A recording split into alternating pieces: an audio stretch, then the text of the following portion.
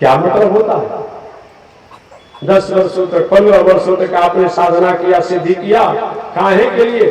100 ग्राम किशमिश काजू को बरसाने के लिए, कहीं से मिठाई मंगाने के लिए। ये क्या मतलब है भाई? इसी के लिए जीवन मिला हुआ है। उतना तो एक दिन मजदूरी करेंगे, 1 किलो किशमिश कहीं खरीद लेंगे हम। अब उसके 5 वर्ष 10 वर्ष में तपस्या साधना करना पड़ता है। किसके लिए? कोई मतलब नहीं है। ऋषभ देव जी महाराज के पास सभी सिद्धियां आई, सिद्धियों को उन्होंने प्रणाम किया, कहा आप लोग चले जाइए, मुझे आवश्यकता नहीं है, अपने जीवन को जीते। एक दिन अचानक जंगल में आग लग गई और इस सब ने विचार किया, अभी शरीर से जो करना है साधना मैंने कर लिया, अभी शरीर का कोई औचित्य नहीं है। और उसी जंगल की आग की लपटों में ईश्वर ने अपने जीवन को समाप्त कर दिया। ये संत महात्मा का स्वभाव होता है। अब संत महात्मा जो ज्ञानी होते हैं, हमारे पूज्य गुरुदेव श्री त्रिदंडी स्वामी जी महाराज जैसे उच्च कोटि के संत जो होते हैं, उनको काशी मथुरा हरिद्वार से कोई मतलब नहीं होता है। याद रखिएगा। एक व्यवहारिक कथा में सुना दूं, एक संत की एक कथा व्यास करते रहते हैं। एक हरिद्वार में उच्च कोटि के संत थे, उच्च कोटि के, मरने का अंतिम समय हो गया था। उनके शिष्यों की इच्छा थी कि हमारे स्वामी जी काशी में ही मरे तो अच्छा रहेगा। आज भी हमारे देहात के लोगों की धारणा बनी रहती है कि काशी में मर जाने से मुक्ति होती है। जिंदगी भर गांव पर रह करके 19-5 किए हैं, हमारे कभी काशी जाएंगे तो मर जाएंगे। कितना लोग काशी में जाकर लौट के घरे आ जाता है, आज भी घरे आकर मर जाएगा। काशी में तो मरने से मुक्ति होगी? नहीं नहीं, काशी में जाकर के काशी के उपदेशों को पूरा करेंगे तब मुक्ति होती है। काशी मुक्ति हेतु उपदेश बताया गया है। शंकर जी वहां पर तारक मंत्रों को देते हैं, राम मंत्रों को देते हैं। शंकर जी काशी में तारक मंत्र वाले राम मंत्रों को देते हैं। ऐसे राम मंत्रों को देकर के प्राणियों को उद्धार करते हैं। लेकिन जिसका उपदेश ठीक हो तब तो, उपदेश ठीक नहीं रहेगा काशी में जाकर के भी ओ ध्यान घर ही तरफ चला जाएगा। अगर केवल काशी में मरने से ही मुक्ति हो जाती तो एक पौराणिक कथा में सुना था। एक पौराणिक काशी में बहुत उच्च कोटि के एक साधक थे। को गान बजान सुनने का बहुत बड़ा शौक था, अच्छे शौक। उधर एक मंदिर में बहुत साधना करते, पूजा करते, अपन दिनचर्या जीते थे काशी की तरफ। और काशी इस बार एक बहुत बड़ी अपनी कला कुशलता की नामजद एक वेश्या थी।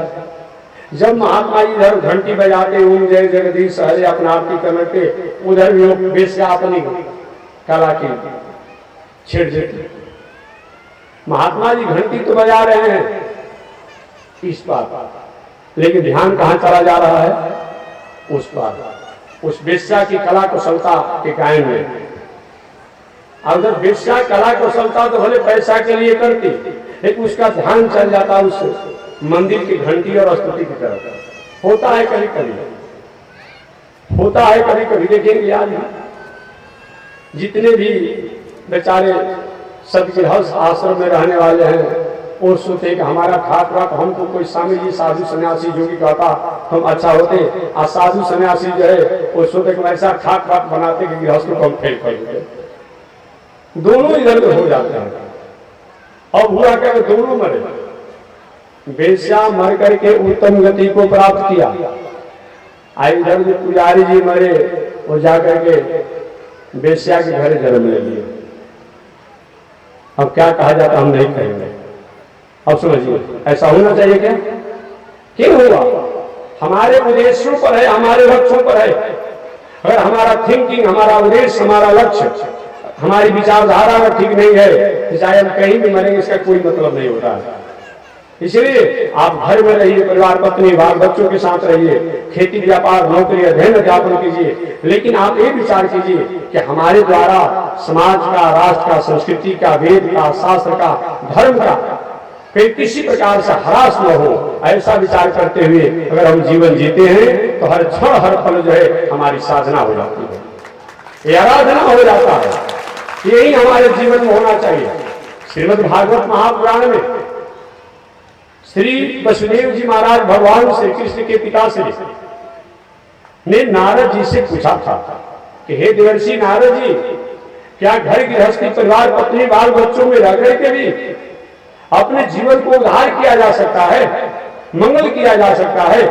तो नारद जी महाराज ने एक सूत्र बताया कि श्री वसुदेव जी, घर गृहस्थी में रह करके भी परमात्मा को उसी तरह से प्रसन्न किया जा सकता है जैसे जंगल और झोपड़ी और आश्रम में रह करके परमात्मा को प्रसन्न करके साधन किए जाते हैं। बस हमारा उद्देश्य ठीक होना चाहिए। श्री वसुदेव जी ने कहा, महाराज कौन सा उद्देश्य है, कौन सा विचारधारा है? तो नारद जी महाराज ने एक सूत्र बताया श्रीमद् भागवत महापुराण के अनुसार, कायेन वाचा मन सेन्द्रियैर्वा बोध्यात्मनावा नुसित स्वभावा करोमि यद्यत् सकलं परस्मै नारायणाय समर्पयेत्। कायेन वाचा, अपने शरीर द्वारा, अपने वाणी द्वारा, अपने इंद्रियों द्वारा, अपने आत्मा द्वारा, आत्मा के स्वभाव द्वारा कोई भी कर्म और कर्म के फल, कर्म और कर्म के फल, इन दोनों को कायेन वाचा मनसेन्द्रियैर्वा बुद्ध्यात्मनावांशित स्वभावात् है, अपने बुद्धि द्वारा, आत्मा द्वारा कर्म और कर्म के फल को परमात्मा को अर्पण कर दीजिए। सुंदर छोटे छोटे बच्चे हैं, नाती है, नटखट स्वभाव के हैं, समय से स्कूल नहीं भेजेंगे, बिगड़ जाएंगे। आप ले जाकर सुबह स्कूल को पहुंचाइए, उनको समय से स्कूल से लाइए, लेकिन स्कूल पहुंचाते समय, ले जाते समय यही भगवान से प्रार्थना करिए, प्रभु ये बच्चा जो है आपने मुझे पुरस्कार दिया है, गिफ्ट दिया है, ये आपका है, ये मेरा नहीं है।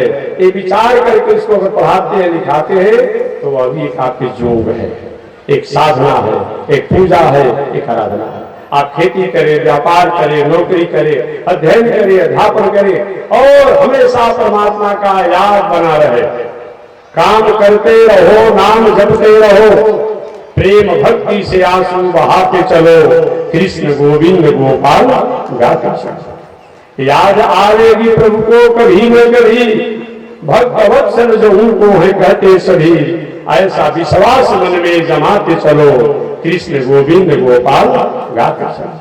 कभी नहीं ईश्वर कहते हैं, कभी शास्त्र धर्म नहीं कहता है कि घर द्वार परिवार पत्नी बाल बच्चों को छोड़ करके आप गृहस्थ आश्रम में है, जाकर मंदिर में घंटी डुलाते रहे दिन भर, हमारा जगते रहिए। समय मिले कभी मंदिर में चले जाइए, कभी तीर्थों में चले जाइए, कभी कुंभ में चले जाइए, कभी जंग में चले जाइए, लेकिन आप अपने कर्मों को करते हुए ईश्वर की आज्ञा मान करके, परमात्मा की आज्ञा मान करके और उस कर्म को कीजिए तो हर कर्म हमारी साधना आराधना हो जाती है।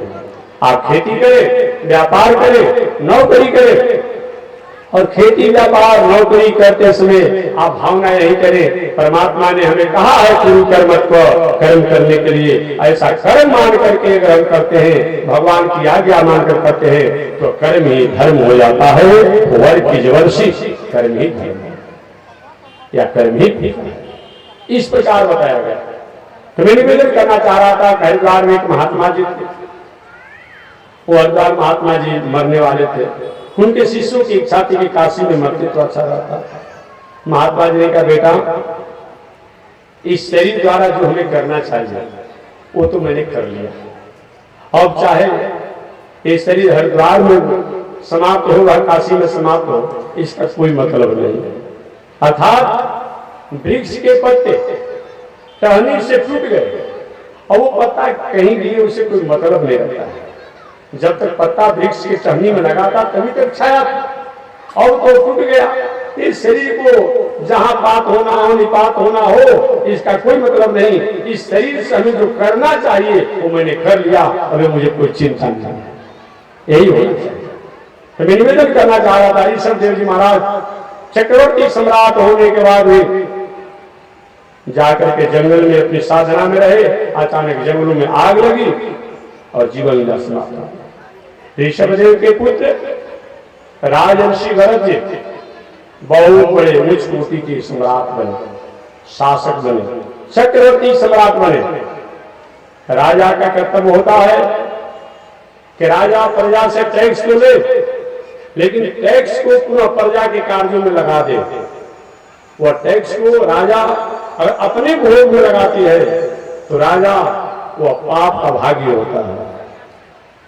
जैसे सूर्य हर जगहों से, पाकी हो, नली हो, कूड़ा हो, करकट हो, जलाशय हो, सब जगह से जल को शोषण करते हैं और शोषण करके मेघ बादल बना करके पुनः बारिश कर देते हैं, जिसको जैसा देकर खेती को, पृथ्वी को हरा भरा बना देते हैं। उसी प्रकार से संत महात्मा राजा को चाहिए, संत महात्मा को जब करना है सब उसे 2-4 रुपया जिससे जो देना हो दिया, पुनः कहीं जगशाला, कहीं पूजा, कहीं भंडारा, कहीं पर दिया गया। राजा को भी वही चाहिए। राजर्षि भरत जी महाराज मर्यादापूर्ण राजकाज की व्यवस्था करते रहे। समय अनुसार उम्र के ढलने पर राजर्षि भरत जी अपने